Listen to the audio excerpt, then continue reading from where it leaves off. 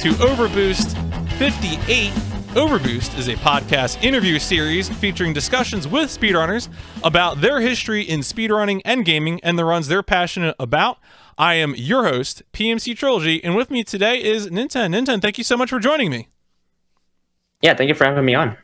Now, I think the thing that caused me to reach out to you was that I was doing my thing of trawling through Games Done Quick submissions and the schedule and everything, and I noticed that I forget if I noticed, maybe I probably noticed when I went through the submissions list, but certainly now that we're closer to the event, you submitted I forget, did you have other submissions, or was it mostly Kingdom Hearts 2 Final Mix?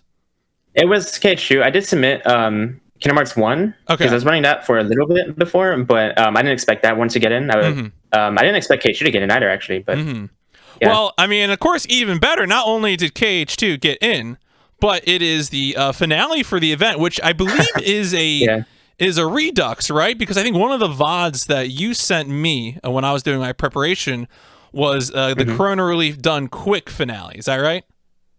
Yeah, it was. The thing for that was I did critical mode 90% for the CRDQ, but this run for GDQ is going to have an incentive for me to do level 1 90%. Oh, okay. And yeah. So, and level 1 hasn't been shown in any GDQ event before. Really? So that should be the first time. Yeah. Interesting.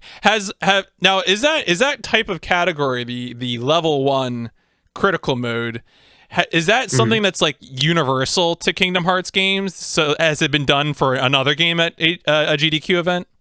Do you know? Yeah, level 1. Level 1 Proud was done for KH1. Okay. I don't remember the year. I think it was SGDQ 2019 by Mistmaster. And then, but level 1 hasn't been shown for KH2, which is surprising because it's such a big category and it's such a cool run to show off. So I'm really glad that they are allowing us the opportunity to show it now. Yeah, no, that's awesome. It's very, very exciting. I didn't realize. Obviously, it's hard to tell from the schedule. The incentives aren't available on the schedule on the website as right now. Yeah. So, because I was looking at it, because I wanted to make sure, right? Because I mentioned before we started, there are so many Kingdom Hearts categories, and especially being the outsider asking you questions about it, I didn't want to fumble the ball there. Now, I mentioned this is going to be a little bit of a redux. You already talked about how there's a difference in that it's going to likely, chances are, yeah, probably. Hopefully the incentive will be met, and that'll be different. Is your team, like, you don't have to spoil this if you don't want to, you're under no requirement, but is the commentary going to be the same? You're going to have the same duo, or are you going with a different team this time? I'm curious about your approach to being the finale of a mainline GDQ. We're going to have Spike and Hobbs, just like the other KH runs, because they're so good at commentating Kingdom Hearts and just anything in general. They're such good commentators that I think they're going to be really awesome for that. Yeah, it's Hobbs I had on the podcast not long after AGDQ 2021, and just an absolute joy to talk to. But of course, as you said, also like Spike as well, incredible showman. I guess I should actually mention, we're on a speedrun interview podcast. I think those two are launching a new speedrunning podcast tomorrow. Yeah, I saw that. So it's not terribly related to our discussion here about your history of speedrunning, but just kind of funny to mention as we're passing through. If you had to give people a sales pitch, now you already mentioned, I think, part of the sales pitch, which is this is the first time we're seeing critical level 1 at for KH2 at a GDQ event. Is there something else that you would add to the sales pitch for someone who's like, I mean, it's already the finale, so of course you should always watch the GDQ finale. Would you have more to add to the sales pitch? Yeah, I think especially the people who have played Kingdom Hearts 2 casually, because I know Kingdom Hearts is such a popular game. If you've played it casually but you haven't really delved into the speedrun before, I think level 1 is a really cool run to watch, because just like beating level 1 in general is a huge accomplishment, just like casually, because it's such a difficult game. But when you watch it run, you realize how many different mechanics and like how much skill goes into the strats in that category. And just like being able to do everything with really good execution and not dying is a huge, it looks really cool just watching how bosses get obliterated. Like some bosses people will spend hours on as a kid, and then you just watch them die in like 20 seconds in the run. No, yeah, I think it's a really cool run to watch. That is always such a part of really, like, I think the GDQ experience, right, is that, you know, like, oh, I know that game, and then you see, you know, something happen. And certainly with Kingdom Hearts, which has such a broad audience that really does deliver. I mean, there's a, you know, I think a reason it's certainly a valid choice as a finale game. You mentioned, you know, that there is a lot of risk. We, you know, before we started, we talked a little bit about marathon strats versus, you know, PB strats. You know, for this run, like, how dangerous is it? Are deaths costly? Is that really going to be a big risk, or is there going to be, because I think it's been a while since I've played the Final Mix. You're playing? Is this going to be the PS4 version? Yeah, PS4. Okay. So like, what's the risk here? You know, if you take a death somewhere, do you recover from that pretty quickly, or is that like a real problem? It depends on where it is. That's why the estimate is like pretty high for my PB and everything, because it depends on, like, there's maybe 3 or 4 spots where if I take a death there, I can lose like 3 to 4 minutes in that one death. But there's only a couple of those spots. Like the rest, I can maybe lose like a minute. But I'm going to be playing it safe. Like that's going to be a big thing, because like there are a lot of risky strats, and thankfully I've like done a lot of. I played the game enough that I know a lot of like backup strats and everything. So if I have to like play it safe and lose like a minute or like 30 seconds somewhere to avoid like a 3-minute time loss, then I would definitely do that. Now, I'm going to probably ask more about categories later, but one thing that I couldn't help but notice looking through your SRC profile is that you have done a lot of different versions, a lot of different categories of Kingdom Hearts 2, Kingdom Hearts 2 Final Mix, and then also, you know, even, you know, more broadly Kingdom Hearts 2. And I wanted to ask, when it comes to like learning backup strats, you know, for a marathon, is that something that, like, are you able to draw upon just your game knowledge? I mean, I think that's what you said. Like, do you find yourself like, oh, I know from this category I can pull this in? Yeah, that's a big thing. Actually, and more recently, another thing is that there has been a randomizer for Kingdom Hearts 2 that came out like around last year. Actually, it's about a year old now. And I've been playing that a lot too. And from randomizer, you actually learn a lot of backup strats and just like the way I learned more about how the game works. So I think I can apply some of that knowledge too to like if something goes wrong in a fight, I can immediately think of the next best thing that I can do to salvage it instead of having everything go to chaos. Yeah, no, it's funny. When I had Hobbs on, I think it was probably before the PC versions were announced. But obviously, as you mentioned, the randomizer predates the PC stuff, and he was talking about KH2 randomizer as well, which was neat to hear a game like Kingdom Hearts have a randomizer like that. Certainly, I love that there's randomizers for everything. Had you played any randomizers for anything before playing the Kingdom Hearts 2 randomizer? No, actually, I hadn't. Okay. Yeah, I'm not even that familiar with the other randomizers, because I know KH2 is actually pretty unique in the way that it's structured. I know, like, I learned some things about, like, OOT randomizer, because that's really popular. But yeah, it's much different than that.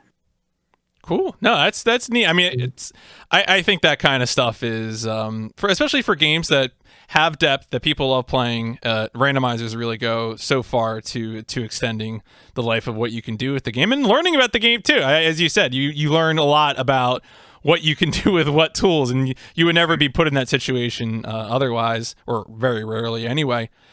Let's go back in time. Let's get into the history here. For you, what is your origin story with gaming? Where does gaming enter into your life? I don't know when. Like, I've pretty much been gaming since I was like really young, like as far back as I can remember. My brother used to play a lot of Kingdom Hearts, actually, like in 2005, 2006. And I remember playing the OG Cage, like on PS2 a lot. Like, I played that game over and over again, and I really loved it. And I would play a lot of other games too. Like, I had a bunch of consoles, and I liked collecting games for a long time. Before I was a speedrunner, that's what I would do a lot. But I had been watching speedruns for a long time too. Like the first run that I watched was in 2012. It was a Metroid Prime TAS.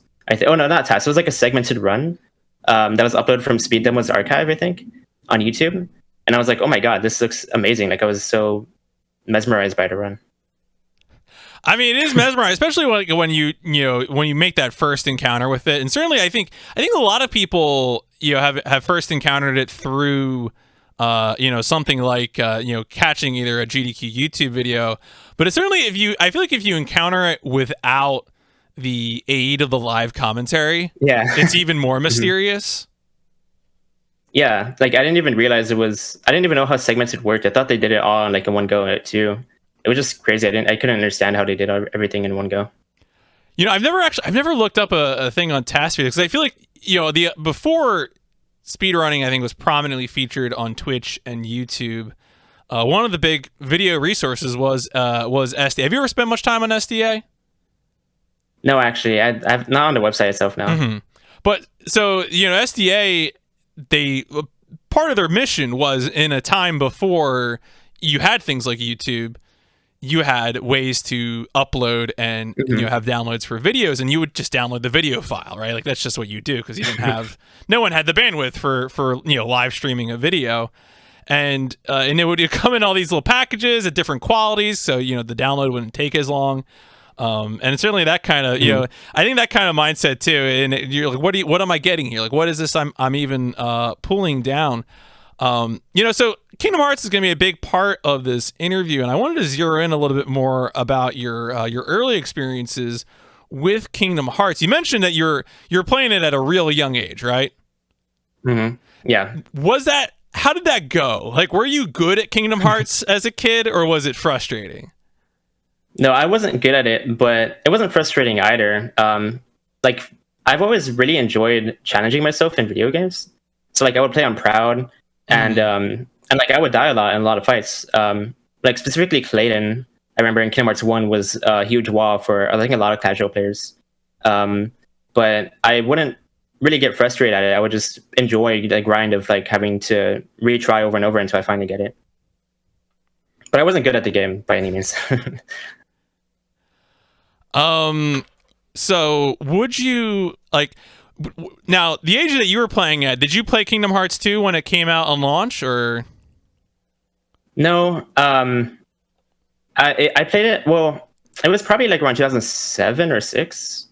I think KH2 came out in 2005 in the US. I think that's right. Yeah. Yeah, and I don't have many memories of playing KH2 as much. Actually, I used to play KH1 a lot more, and I didn't enjoy KH2 as much. Just because I didn't really understand it as well.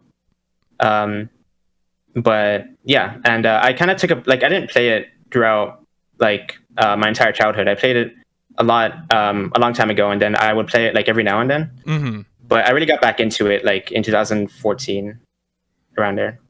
Now, was that because of speedrunning, or was that just because you were just ready to revisit it? I was speedrunning. Okay. I watched a Kingdom Hearts 1 speedrun by the Mistmaster 1 on YouTube, which was the first ever sub 3 hour time in KH1.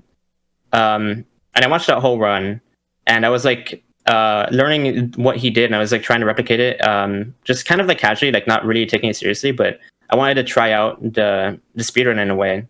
And then I discovered Biscuit 047's 404 in the OG KH2, and I actually enjoyed, after learning the strats and stuff, I started enjoying KH2 a lot more, and that's the game that I gravitated towards. That's interesting. I want to get a few general Kingdom Hearts takes. I'm sure you get these kinds of questions frequently because I feel like they're the kinds of questions that a Kingdom Hearts fan dropping into a Kingdom Hearts speedrun stream would probably ask. Just start firing from the hip. My understanding now, I'm very casual fan. I've played 1, 2, Birth by Sleep, Dream Drop Distance. Haven't played 3 yet. Happy to play it whenever it comes up, whenever the opportunity does. My understanding is that the Roxas prologue is divisive. Are you a proponent of the Roxas prologue, either casually or from a speedrun perspective? I imagine speedrunning is probably frustrating. It is. I would say it's just that casually, it can take there's probably 3 or 4 hours of cutscenes just in that prologue, and I think that's the reason why it turns everyone off, is because you don't even get to play as Sora. Actually, I remember when I first played KH2, I thought that the whole game was as Roxas, because it was like you play so much of the game as Roxas at the beginning. I'm like, when do I get to play as Sora? So yeah, I think that's why. And yeah, I think they probably could have made it a bit shorter. I don't think it's that fun to play. Had you played any of the portable entries around that time? Because I feel like in my mind a lot of people stuck to 1 and 2 on PS2. That's the stuff. Had you played your Chain of Memories or Birth by Sleep or stuff like that? I played Calm a lot. Chain of Memories on GBA. Okay. That game I beat, and I enjoyed that game a lot. Days I got into a little bit, but I didn't finish it. I got like maybe halfway through the game. I never really enjoyed the portable games as much as like I've gone back and played them now, but yeah, back then I didn't play them as much. Now, so we've been talking about a little bit of your history with speedrunning and Kingdom Hearts specifically, of course. Before we dig further into that, one thing I do always like to check in on is whether or not you have had an interest in multiplayer games. I always find this is very fascinating in terms of how it informs things like competition, stuff like that. You mentioned a little bit, it sounds like maybe you're just more oriented towards single player stuff because you mentioned collecting games. Have you had any big multiplayer phases, MMOs, MOBAs, stuff like that? Not like seriously, but one game that I actually really love that I don't talk about that much is Smash Brothers. Ever since Smash Ultimate came out, like I played that game a lot, and and like at GDQ, I'd always enter tournaments that they had there, and that was like some of the best moments I had at GDQ was entering the Smash tournaments. That's like a game that I probably have played the most competitively. Other than that, like I played some games like Overwatch or Fortnite, but that only lasts like a couple months, if even that. One of those popular. Who's your main in Smash? Right now it's Fox. It changed a lot, but right now I'm most comfortable with Fox. Okay. I think it's a really cool character. Yeah, no, Fox. Fox is a classic, right? I mean, had you played older Smash games? I mean, it sounds like Ultimate's the one that you spent the most time with so far, but I played. I played 4 and Melee.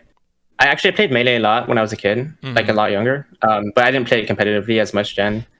I never really got into like competitive Melee because that just requires so much practice. Like people are so good at that game. But I love watching competitive Melee. And then I love playing competitive Ultimate, though. Cool. No, Ultimate is... I'm not too much of a Smash person myself. I in like 2006, I was at college, and I discovered that like competitive Melee was a thing, and it was terrifying. It was like, you do what?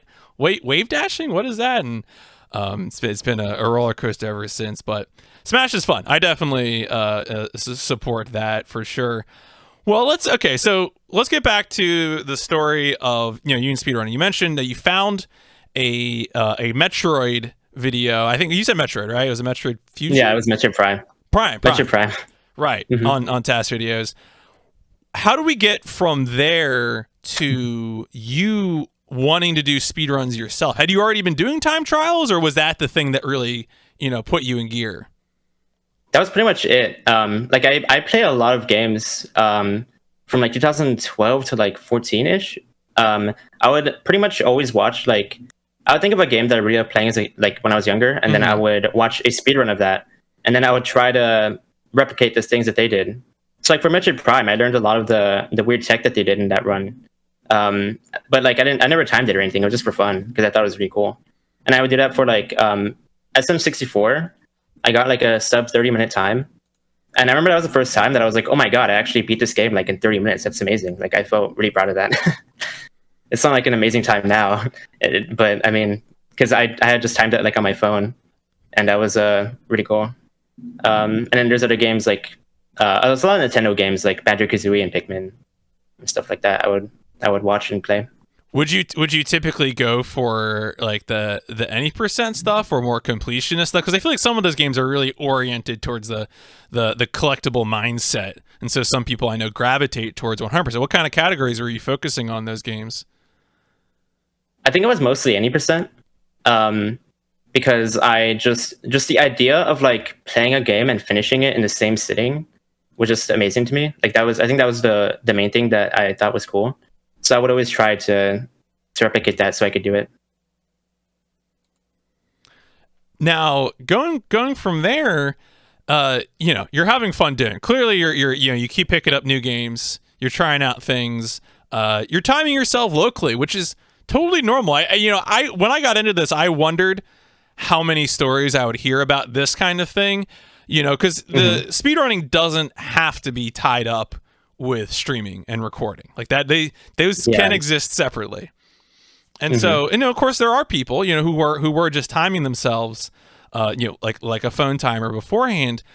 What pushed you to start recording? And I especially imagine too, because you're playing console games, that's going to be a higher barrier to entry than PC stuff. So what's that story like?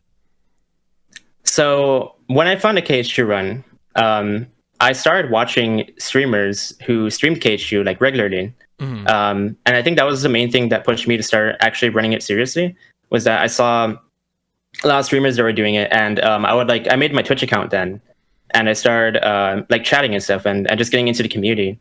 And that was like around the time that Kingdom Hearts went to GDQ for the first time in a long time, because I think the first GDQ run for KH was like 2012 or something, like really old. And then they didn't accept it again until AGDQ 2015. So the community was like super hype about it, because we thought that like KH would never be in AGDQ again. But then that's when critical mode was shown off. And I was in the community around that time, and just meeting other people who ran the game, I started picking it up. And at first I used it. I had a laptop at that point. And I used a webcam on my laptop to point it towards my TV. Ooh. And then that's how I would stream like that before I had a capture card. And that's just what the first couple months were like. Do you still have any VODs from that era? Could you like yes, here's my webcam stream from 2014? I don't think 15. so. No, I think there might be like a private video on my YouTube or something like way back then, but I'm not sure. Okay, well, apparently it might be, PSA, in case anyone else hasn't seen this story, but YouTube announced that they are going to force all pre-2017 unlisted videos to be set to private if you do not fill out a form to opt out of the change, which feels like it's going to kill a lot of SRC runs, because people love to post unlisted videos. So if that affects you, look at your YouTube dashboard and react accordingly. But yeah, again, that is, if you have pre-2017 unlisted videos on YouTube, they are going to be automatically set to private if you don't opt out. And that's true of anyone, even me. I got the notification in my YouTube dashboard. So I guess be aware of that history. So anyway, you're still, today you do not capture footage with a webcam pointed at the screen. How did you get into, what was your first foray into capture hardware? I'm assuming you wanted to get something that would do a better job of capturing Kingdom Hearts 2, certainly. What did you end up doing? I got a AverMedia that captured the SD, or like the yellow and white cables. What are they called? The component. Component I think is the green, blue, yellow, red, and then I think composite is the old yellow, red, white. Yeah. Okay, that's right. My bad. So I got that. Delwingo, the expert, is here to tell us about the right cables. I got that from Best Buy. And I think it was like really overpriced too. It was like an $80 capture card.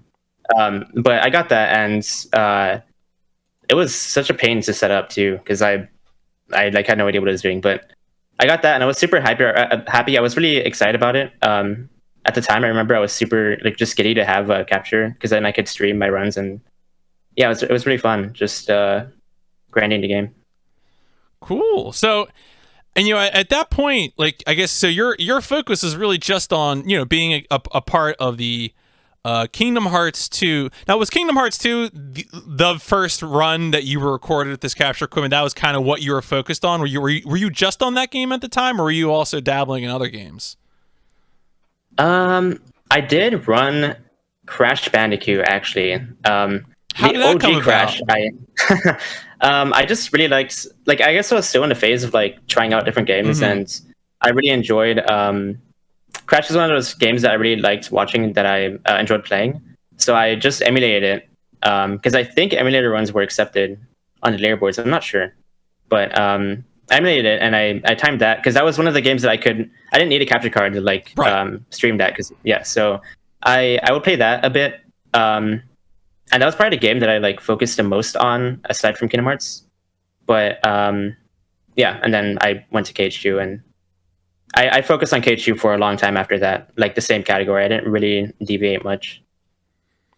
All right, so now that we've entered into the era of speedrunning, I like to do a series of sort of individual game questions to get particular speedruns named. Now, we've established, kind of what your introduction was to capturing games and what you're focused on at first.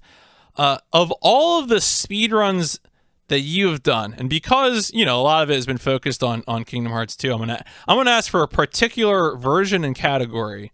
Of all the speedruns that you've done, what's your favorite? Like, what's just the absolute workhorse you always love to come back to this particular run? That would be critical mode 90% for KH2FM. Okay. That's cool. So that's the one that, now when you say critical mode, does that like include?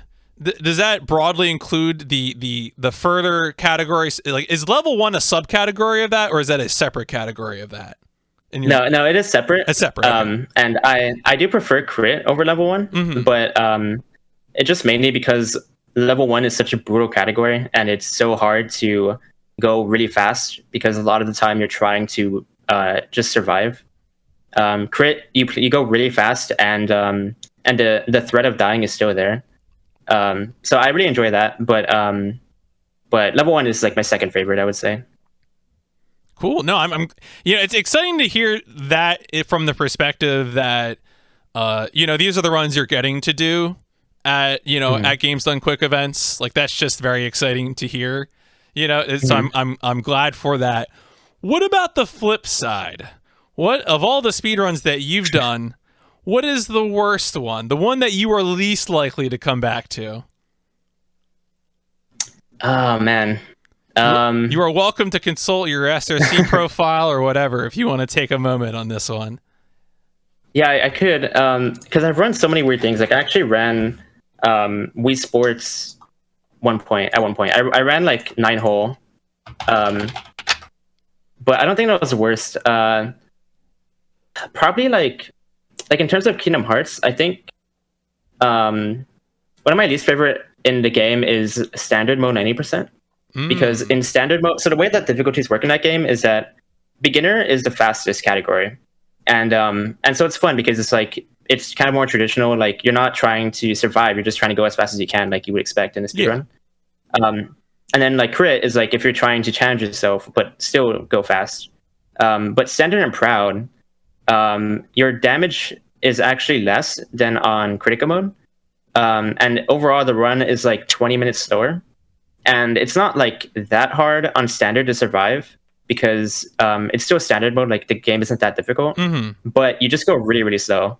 So it just feels like there's no real reason to play standard in that game. I feel like you should either play beginner or crit, or if crit's a bit too hard, you can do proud. But standard just feels like kind of a boring way to play. Yeah, I feel like it's an interesting discussion when it comes up to games with difficulty modes and how the difficulty scales. It is like the way you described beginner, that's like a pretty common take on, the easiest difficulty is the fastest because you can just focus on going fast. That's a pretty common take. But the knowledge that you're going to be dealing out more rather than just taking more on a critical mode, that really puts a wrinkle in it, right? Like, it's not just yes, I want to do the most difficult thing. You're going to be making different decisions really than you would as you said, on prouder standards. That's interesting. Mm-hmm. So did you want to leave standard as your, or KH2 Final Mix standard as your answer for worst, or did you have a non-Kingdom Hearts answer? I wasn't sure if you were just. Yeah. Okay. Let me think a little bit here. Looking at my profile, I would say like another one that I don't enjoy as much is I would say like All Worlds for Kingdom Hearts 1 All Worlds is kind of boring to me because you have to sit through 100 Acre Wood, which is kind of like an auto scroller. And in that game, you can't skip a lot of it. There's like a lot of waiting around. And then Recom is like super RNG heavy. Reach End of Memories for PS2. That's like an incredibly RNG speedrun. But it still can be fun, so I don't think it would be my worst. I think I would say standard is probably my least favorite. No, that's extremely fair. How about a game or category that you would like to speedrun, but you haven't gotten around to it yet? You know, whether for time reasons, doesn't fit with what you're doing right now, but you're interested in learning it. There's a lot of them, actually. Feel free to name like off I would a love few. to go back. Yeah, I would love to go back to Crash, because Crash, I think, is just a really fun game. And then SM64 is another game that I've always thought would be really cool to learn, like 120 star, and even 16 star I think is fun. I can't think of anything else right now. Like Mega Man is actually a cool game too. Like either Mega Man X or base Mega Man or Mega Man X. Okay. Yeah, like either of them. I think like I played a little bit of Mega Man 2, and that'd probably be the game that I learned. Yeah, I think that's all I can think of right now. No, those are some solid. I mean, certainly SM64 is one of those ones that comes up a lot. You know, that's just the all-time classic speed game. And but certainly, you know, Mega Man, that's a rich tradition to draw from. Lots of games, and that's sort of the fun thing of that, right? You got so many games and sub-series and whatnot to pull from. How about this, though? What about your favorite speedrun to watch that you have no plans to run yourself? That I would probably say Ocarina of Time. I think that one, yeah. Now, specifically, is there particular categories that you like to watch for Ocarina of Time, or? Yeah, I watch the old 80% route, which I think now is called No SRM. I forgot the full name, but I watched Richard Sage. Now. Yeah, no, because the new 80% is like where you just warp to the credits like 5 minutes in. I like the old route, which was when you would like have to get the bottle and then warp to Ganon's castle and everything. That is one of my favorite categories to watch. Yeah, the classic wrong warp, right? When you're like this is like you, because you wrong warp out of the the Deku Tree boss room right into into Ganon's castle. That's been around. It's been around. That is a classic run, especially just because of how classical the glitch is. Really, that's a good one. Well, we talked about SGDQ at the top of the podcast, and it sounds like you've already gotten your favorite game, your critical mode. You did it at Corona Relief Done Quick. You're going to be in critical mode level 1 for the finale of SGDQ 2021.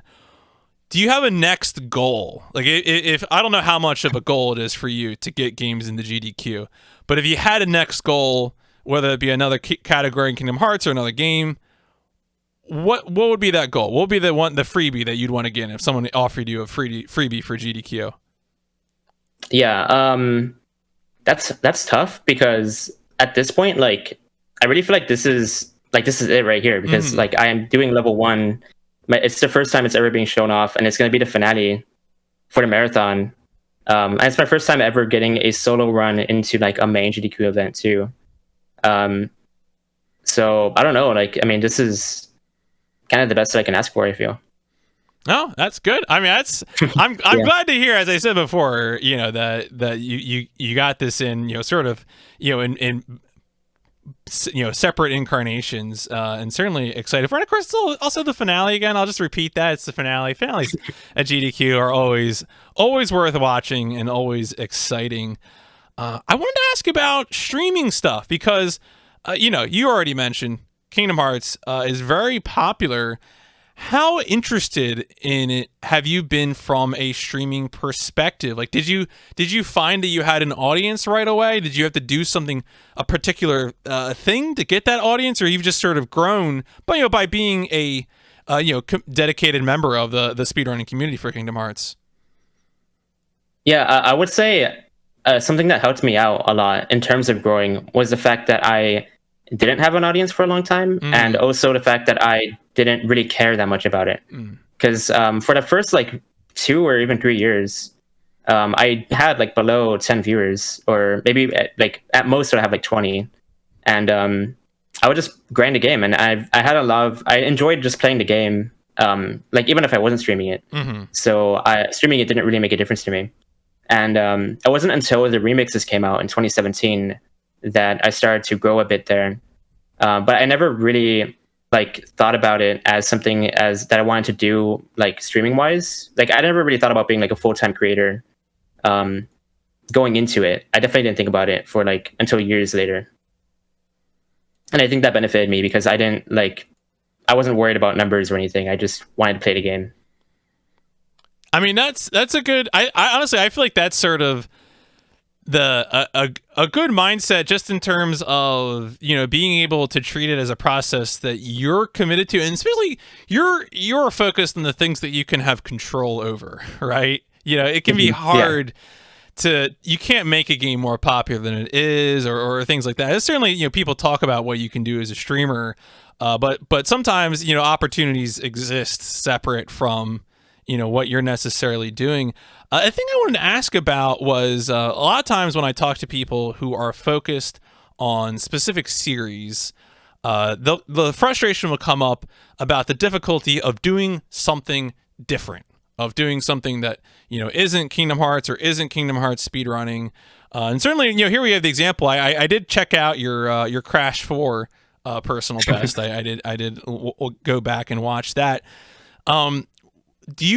Is that something that concerns you at all, taking a dip in the metrics because you're doing something different? Do you do it that often? No, like as of late, I don't do it often. Crash 4 was probably the last thing that I did where I just played Crash 4 for like maybe 2 weeks. And that was all I did. Nowadays, like if I want to play something different on stream, I'll pretty much just like play it after I play Kingdom Hearts. Like I'll get tired of doing a run, and then I'll just boot up a casual game like Final Fantasy 15. I've been playing that recently. Before I did play a few different games. Like I played Odyssey a few months after it came out for like about a month. And I think just taking a break from speedrunning could be nice. But recently, because of randomizer, I think that's helped a lot too. Because I haven't just been speedrunning like every day the same thing. So it helps with burnout a lot, just being able to play a randomizer instead. Yeah, I guess while we're on the subject of avoiding burnout, do you feel, it sounds like changing up from speedruns to randomizers certainly avoids burnout. Do you feel it is an asset for, Kingdom Hearts running that there are so many different categories? The switching between, beginner and critical, is that freshening things up for you? Yeah, it is definitely, for sure. Like a lot of people, I think it's not just me, a lot of people will go from like a beginner category and then they'll kind of get tired of it. Maybe they'll get like a really good time, and then they're not like necessarily leaving the category, but they want to just take a break, and so they play like, maybe they'll do the 100% category, or they'll do all worlds, or they'll go to standard or proud or crit, and it's nice to just, because the game is still pretty similar, but there's a few different like a different route or maybe a couple of different strats, so it's not the same thing. Now, when it comes to these games, have you been someone who is primarily focused on just grinding out good times? What I'm asking is, do you see yourself having a particular role in speedrunning? Like, do you focus on optimizing the route, finding glitches, or are you just really I think grind monkey is usually the term I feel like I hear people use. Do you have a particular approach when it comes to speedrunning? I don't really focus that much on finding things. I never really have. Like sometimes I have found a couple of things just by virtue of like practicing a ton and noticing something. But I've always been really into grinding categories out. But to be honest, like ever since Randomizer came out, I haven't been as focused on like trying to get the best time ever, because the run that I'm the most proud of right now is my 249 in crit any percent, and that really felt like just that run is so hard to beat. Like I've tried a lot of times to go back to the category, but that felt like just the most perfect run that I'm ever gonna do. Really. So like I'm not really like super into competitive like speedrunning anymore. No, that's good. It's interesting to me that when people get into speedrunning, they can sometimes have the mindset that it's only worth doing if you want to go for a top time, and that's something I try to discourage. I don't know if you. It sounds like you obviously you want to take pride in what you've done as a runner, and like that's kind of the place that you arrived at with that particular run. Is there a thing that you look for in a run when you're scoping, like, oh yeah, I want to do this one because it has this in it? Is there a type of run that you feel like you enjoy the most? Yeah, actually, I would say probably the 100% categories. Those are really fun just to also Gold Crown. Actually, Gold Crown's another one. It's not actually hundo because you don't have to grind out all the enemies and get synth items to like the journal. So there's a journal in the game, and that's what we go off of for 100%. And there's like mini games, and there's missions, and then there's like synthing, which requires a lot of grinding. So that category is fun to do, but it's super long. It's like 10 hours. But Gold Crown is just basically all the super bosses and like all of the cool parts of the game in one category, and it's only about like 5 hours. So that one is a really chill run, and I enjoy doing that one a lot. Cool. No, that's good. We've been talking a lot about different speed runs, and one thing I always want to check in on is, do you do anything to avoid any sort of repetitive stress injuries? Stuff with hands, wrists. Do you have any thoughts about that? Do you do anything yourself? Yeah. Actually, I had my first ever wrist pain. I think last year when I was running Kingdom Hearts 1. I can show it off actually. So the way that you like to do air combos in that game, you want to air combo as fast as possible because that saves time throughout the whole game. So the way you do it is by rolling your thumb between X and circle like this. Okay. And doing that like over and over again, this repetitive motion with my thumb really hurt like my wrist around here. And so I kind of took a break from Kingdom Hearts 1, and ever since then, I've been more mindful of the way that I move my thumb around and just the way that I play the game. So, like, there's a strat in Kingdom Hearts 2 where you need to do a couple inputs that are like within 3 or 4 frames, and a lot of people will just mash it out. But I just learned how to time it because I think that's going to be a lot easier. And also, most inputs in the game in general, I try to time if I'm able to, because I think that's a lot more healthy than just smashing. Yeah, no, absolutely. I think, and I'd be curious, do you feel like it is more consistent timed than mashing, or? Yeah, I think it is for sure. Yeah, I recommend for most tricks, like maybe if it's frame perfect, it's kind of hard you can't really be consistent at like a extremely perfect input like that. But I think it's better overall to learn how to time most inputs, because mashing is just like you never get better at mashing. But timing inputs, you can learn the timing better. So over time, you'll get better and better at it. While we're on the subject of pressing buttons, I also wanted to get your controller hot takes. Do you have favorite and least favorite controllers? My favorite is probably the DualShock 4, I think. I also really like the GameCube controller. Oh yeah, which might be a hot take. Okay. Yeah. Yeah, those are probably my favorites. Do you use the GameCube controller for playing Ultimate? Yeah. Okay. Yep.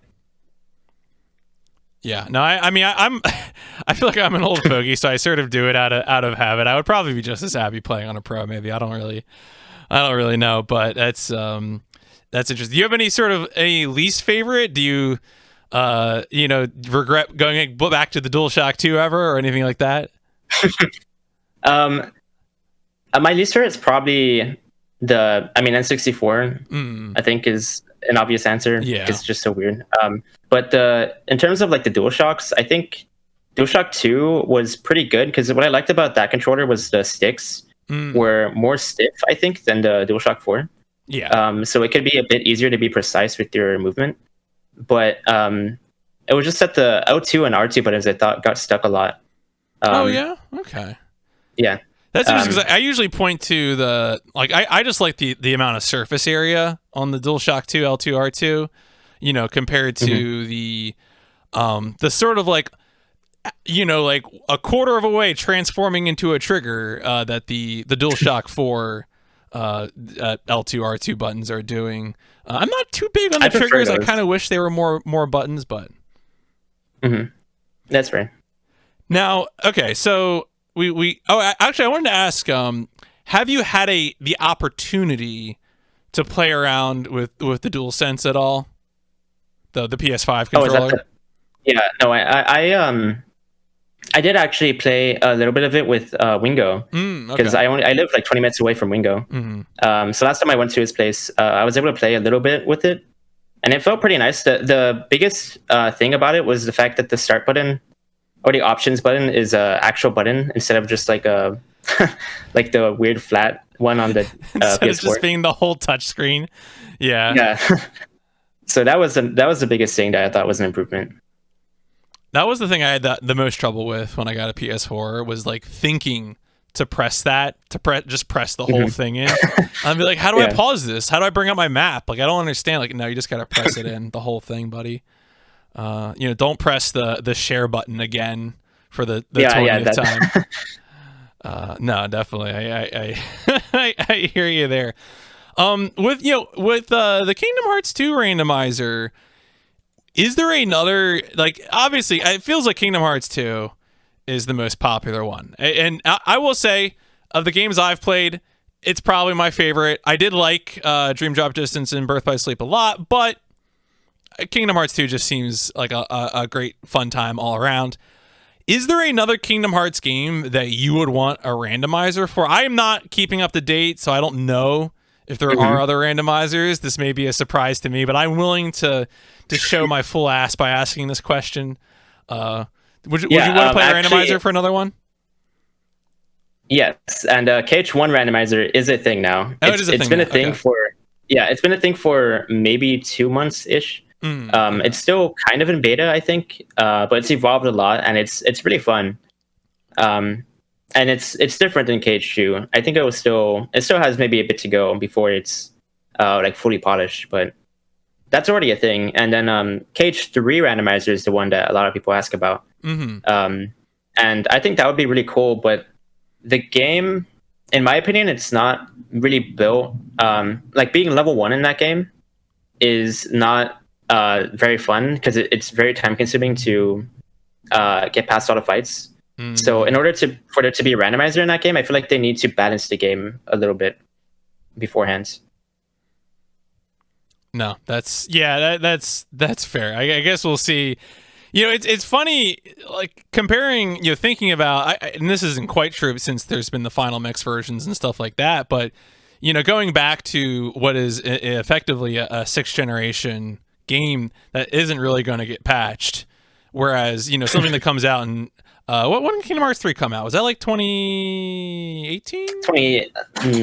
Oh god, I'm afraid 2019. 2019 was it? I think it was 19. But I mean, the point is, a game coming out more recently. Yeah, you're right. Yeah, you're right. You're right. It's 2019. It was January 2019. I was close. All right. Yeah. But I mean, The point being, of course, that that game is much more likely to get updates of one kind or another. Certainly already has, I know there's DLC and things like that. But, the possibility certainly exists. Or also the possibility exists it could just be modded, perhaps. All right, let's get into some other kind of broader speedrun questions that I like to ask. If you could go back in time and tell yourself something about speedrunning to you who is just beginning speedrunning, what would be your advice? I think the main thing I think it's more specific because I was running a longer category. Like, I wouldn't probably give this advice to everybody, but I think for me, the main thing was to think about the run more as the whole thing rather than like trying to be perfect throughout everywhere. Like, just think of it as, because I would reset a lot in beginning game, which I think a lot of people are guilty of. I was like, this sounds like a confession of a resetter is what I'm hearing. Yeah, so I used to reset like a lot, and like I could get like a really good time, but I kept resetting because I was trying to like perfect everything. I wanted the run to be the best. But I think you just have to think of it like, okay, if you lose a minute here, you still have a 3-hour like window to make the time back. So the run's not over at that point. And I think you just need to think of the whole run when you're running during it, rather than think of like, oh, I lost a couple minutes at the start, so I can't, like the run's too bad now, I can't continue it. No, that's sound advice. And it's common advice, but like also you just need to hear it. Like, and especially for folks who are getting into speedrunning, that's so important. I know definitely in the time that I have watched runners, I've definitely seen people of a high skill level get bogged down like before they should. I mean, if you truly are, at a certainly high enough level, you may know that the time you're aiming for can't be achieved if you bungle this thing up, depending on the game. But chances are you want to do exactly what you said, which is think of the whole game. If you do well in another section, will it be a PB? You should go for that PB. Yeah, and that's the way I use the best possible time in live split, and so I just try to think of I won't reset until the best possible time is below PB, like no matter what. That's what I think is a good idea to try. That is exactly what I do too, 100%. Exactly how I approach it, because that's the thing. Like I'll be playing some game, and there'll be something random in like the first level that loses me, let's say 10-20 seconds, but I'll say like, no, I'm not resetting. We got to go further in, and exactly as you said, is best possible time above PB. No, keep playing. How about, so I asked you earlier, what you felt your role was in speedrunning.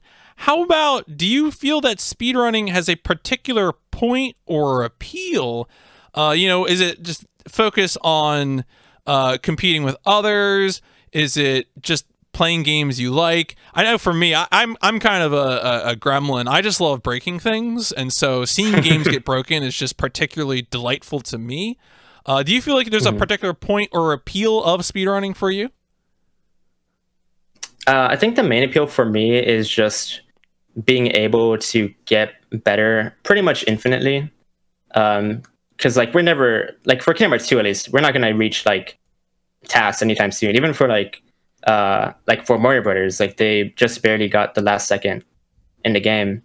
So like you pretty much have an infinite, like your plateau doesn't exist. You can always get better and better. So I think that's the main appeal to me. Like I like games that in general where you can't ever, like where there's no ceiling really. So like I play chess too. And I used to play Osu. Like games like that I would like to grind. I think that's the main appeal to me. No, that's I think that loop of improving a skill is certainly, I think, a common thread for many people when it comes to speedrunning.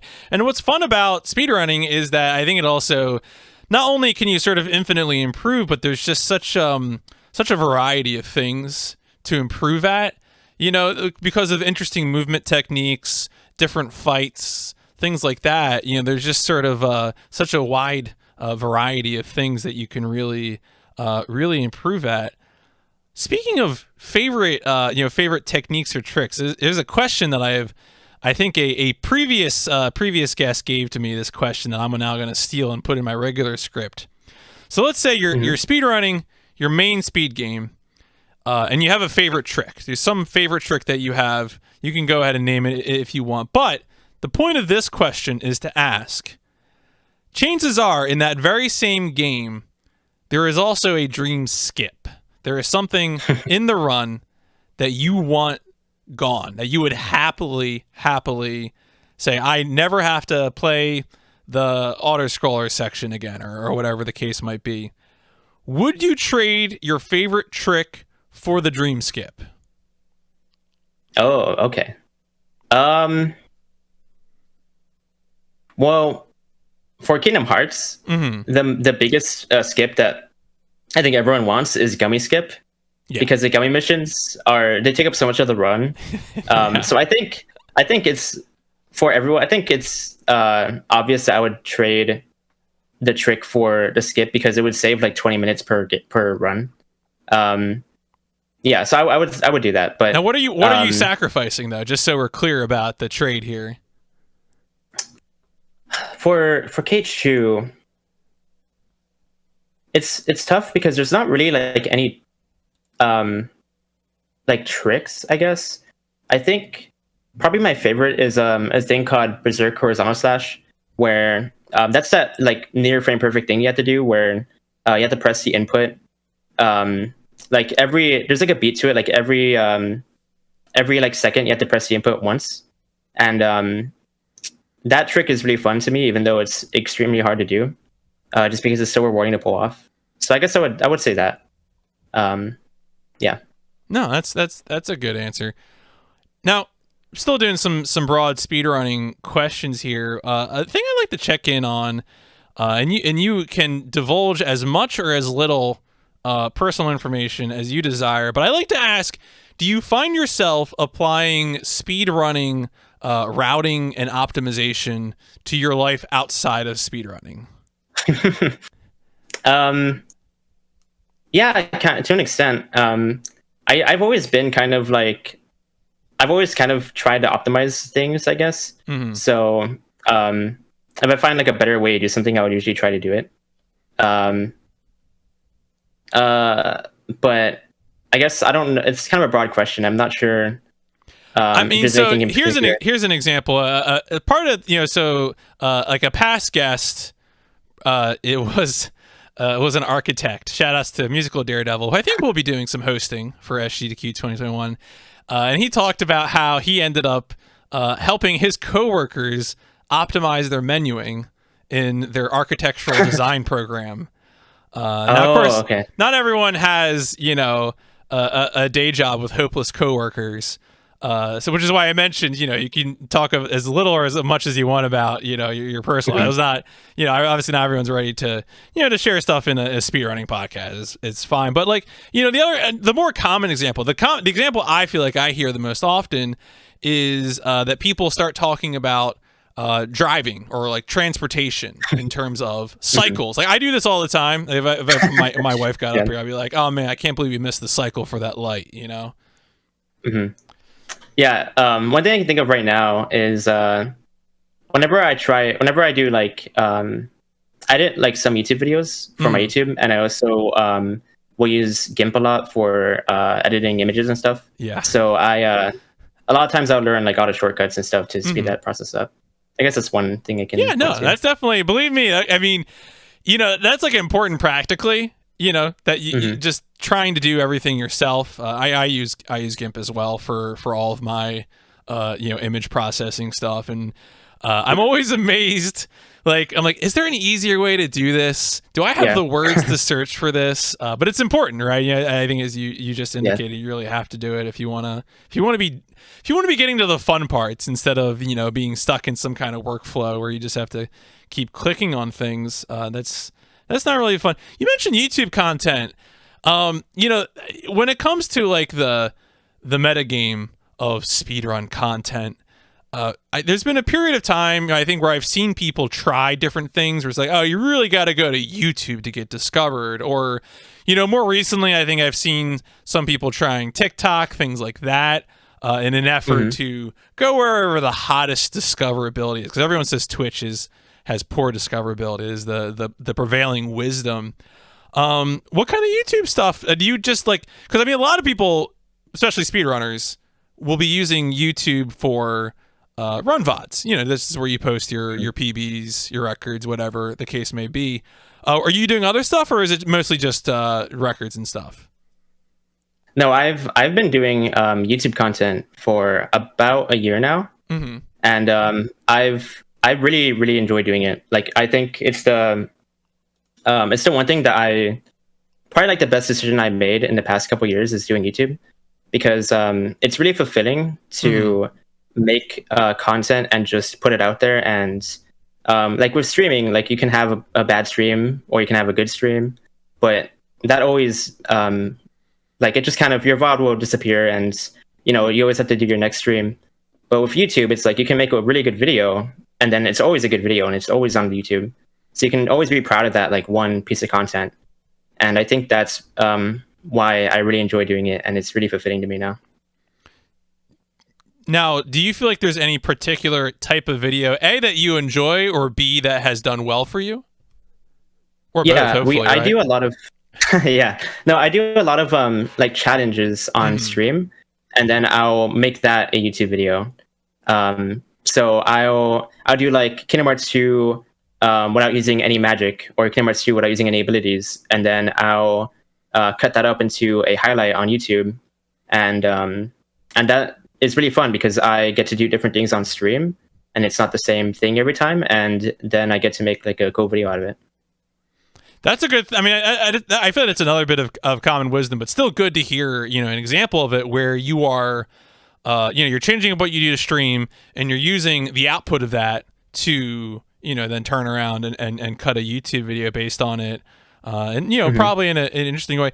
So when you and when it comes to the video making process, certainly the making the raw footage, that's a part of streaming. Presumably, you enjoy that, being a part of that, the Twitch streaming community. Do you have like a favorite or maybe least favorite part of doing the YouTube thing? Do you find scripting difficult? Is there any sort of feelings about? Obviously it's been rewarding for you, it sounds like. So I'm curious if there's a part of it that you've really taken to, in terms of the work. So I edited like the first 2 or 3, but after that, I'm really lucky because I have my girlfriend is really, really good at video editing. Her name is Crunchy Kimochi. And so I've been paying her to do the videos, and she's extremely talented at it. So she does most of the editing. I've been doing like, I do 2 videos a week. So as of late, I've been editing one, and then she'll like polish it a little bit, and then she edits another one. The editing process itself can be pretty daunting. Like, I won't lie, it can be really annoying sometimes. But like the nice thing about it is that you can kind of like put on a video on your other monitor or listen to music or something, and you don't have to be like full of energy to be editing a video. So yeah, but the editing process I don't enjoy. Yeah, no, I hear you. What editor do you use? I'm curious. I use Sony Vegas. Vegas, okay. Yeah, Sony Vegas 14, I think. Okay, now that's I've never actually used them. I had a friend years ago. I was doing a hashtag. I did a Let's Play series with a friend, and I think when he did his editing, he would use Vegas. But I've always used weird things. Right now, I'm on DaVinci Resolve, which actually has been pretty good. If someone's looking for a free video editor, DaVinci Resolve, probably a pretty strong thing. I've actually had much more success with that than Pinnacle Studio. So my advice to folks trying to get started out there, hopefully that will work. On the note of what the stuff that you do currently, I also I asked because I think it's interesting historically how you got your start with capturing stuff. And we talked about the old AverMedia, the webcam, things like that. What about your current set up? I mean, I assume you graduated at some point from the AverMedia to some nicer capture hardware. What do you use now? I got a StarTech, which I have to thank DeWingo about, because he recommended it to me, because it's a really good capture card. I recommend it too.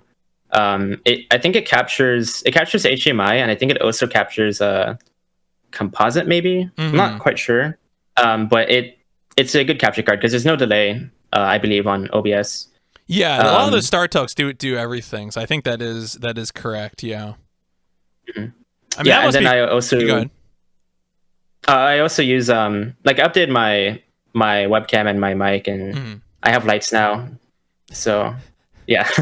It's all hard. It's all very, very difficult. I always tell people this all the time. Like, do not feel bad about audio, about lighting, about video. It is an expensive ordeal to get into. So certainly don't feel bad about it. Ninten is in streaming grad school. There you go. That's you get there eventually. One thing, another thing, and I don't know if this has come up too much for the stuff that you do, but I mean, so at this point, it sounds like most of what you do is focused on like PS4 and Switch. So you're not really, are you messing too much with the older consoles still? Like, I know you've done PS2 Kingdom Hearts runs, but is that a frequent part of what you have to deal with, or is it mostly all HDMI nowadays? No, it's mostly HDMI. Okay. I haven't played a PS2 game. I haven't captured a PS2 game in a long time. Okay. It's probably been like maybe 3 or 4 years. Yeah. No, that's fair. Because if I discover someone is dealing with retro hardware, that's like a whole dark hole of questions that I get to ask about. What TV do you use and how do you convert the signal? And but no, we don't have to go down that dark alley that DeWingo is probably hanging out in, trying to offer hardware to us. He's shown me some really cool things. He's really good at that stuff. Yeah, no, for sure. That stuff is fun.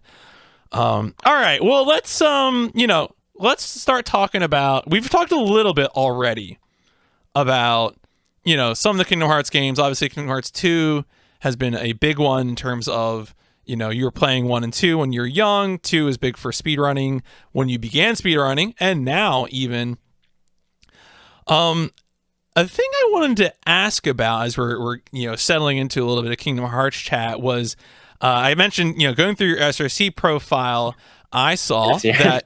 Oh, that's a cat. Sorry, that's fine. That's all right. I accept that. I'm allergic, but I shouldn't be affected through the podcast. So I hope not. Yeah. With Kingdom Hearts 1, I noticed that your most recent PB in a category was on the PC version of the game. And I'm curious how the dust has settled so far on the PC versions of the Kingdom Hearts game. I obviously, aside from the pricing, which I know was high. Yeah. Besides that, have these versions been good? Do you think that in the long run they'll be the versions that people run the most, or are they too flawed to hang around? So for Kingdom Hearts 1, it is definitely the best, I would say. Mainly because Kingdom Hearts 1 hasn't had an intro skip until the Xbox version. Okay. And not many people have an Xbox, so people just don't really run that category. Yeah. But they ported that over to PC, so the intro is 3.5 minutes, I think. And so everyone has always been used to sitting through that for just the beginning of the run. But now we can skip it, and so it's definitely the best for KH1. Okay. But the unfortunate thing is that KH2, I don't know what they did, but for some reason, the loads in the PC version are slower than PS4. And even if you have an SSD, it doesn't make any difference in the loading time. So I'm not sure how that's even possible, but that's one thing that is annoying about it. But also, KH2 has a lot of crashing issues. And the crashing issues, they seem to happen more when speedrunning. I think it's like a load issue or something. But a lot of runners haven't been able to finish runs on PC because it just crashes mid-game. That's a bummer. Yeah, I've seen, it's funny. I follow a few Kingdom Hearts runners on Twitter, and so a lot of these things that you're mentioning to me sound very familiar. I think I recall. I want to say it was Violin Gamer was very excited when the Xbox version came out because I think he's the one person who has an Xbox. Because he was like, oh yeah, let me go get that right now. Let me just boot that game up and do the Xbox version. Hopefully it gets fixed. I mean, the good thing about PC versions is that there's also the tendency for somewhat famously now for some very popular games for modders to come in and fix things. I don't know if that's the case with the Kingdom Hearts community, but certainly like famously Dark Souls, was like that, where PC Dark Souls is broken and then getting fixed. Hopefully, certainly at least the crashing issues get resolved. I'm hoping in the long, because the nice thing about PC versions is they're not tied to any hardware, right? Like that's the that's the kind of the beauty. Now, hopefully, Kingdom Hearts is so popular that it'll probably be available on future consoles, but you can never take that for certain. And so hopefully, that'll keep going. Well, but also cool that Kingdom Hearts 1 is still with us. I watching the footage, it looked really good, like a really good version of the game to me. I don't know if it's actually that much improved over the PS4 version, but it looked great. It seemed like it was running fine as well. Yeah, no, it's a good version. You can play on 120 FPS, which wasn't on PS4, but that doesn't really make a big difference. I think there's no new tricks or anything, but it just looks a lot more crisp, and it's a lot more convenient to just boot it up on PC and play. Also, we can mod in a way to load saves or reset a certain fight over and over to practice easier on PC than on PS4. That's another great luxury. Actually, speaking of Dark Souls, I had a guest on who was started speedrunning Bloodborne, and then they switched to Dark Souls 3, and they're like, I can just load whatever practice saves I want. This is nothing like being stuck on PS4. So I'm not surprised at all that there's a similar situation with Kingdom Hearts. So with Kingdom Hearts 1. I know that Kingdom Hearts 2 was a big speedrun game for you when you first got into, running and capturing and everything.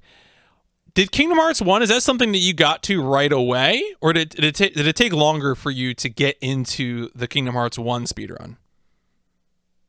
Kingdom Hearts 1, I got more into probably around when the PS4 version came out. I ran it every now and then on PS3. But PS3 had really slow load times. That version wasn't very good either for KH1.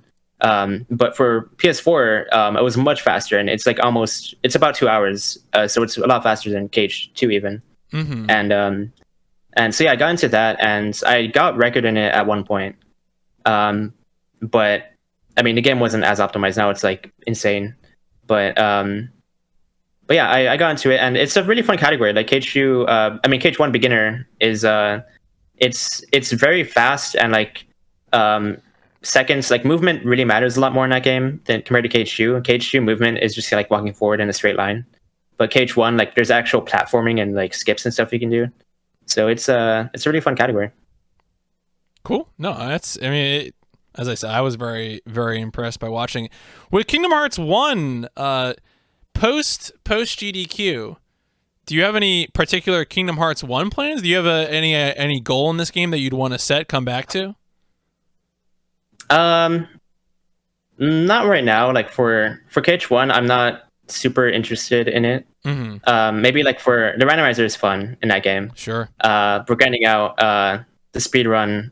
If anything, I probably want to grind out KH2 a bit more after GDQ.